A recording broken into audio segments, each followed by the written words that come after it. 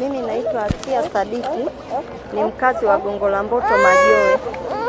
Mimi nimekuja huku kupata msaada wa sheria na mtoto wangu anaitwa Aisha wa miaka 6, aliliwitiwa na jirani yangu. Kesi nimeipeleka mahakamani.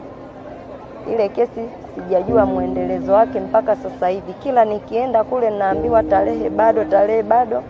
Mwishoni mwanakalani wangu akaniambia nsiwe ninaenda awe anahudhuria mtuhumiwa.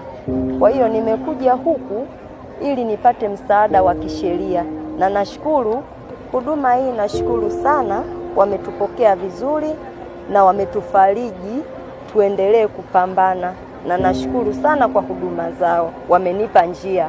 Namwambia Mama Samia na namshukuru aendelee pia kutupambania sisi wanyonge tupate haki zetu. Hilo ndio jambo la kumshukuru.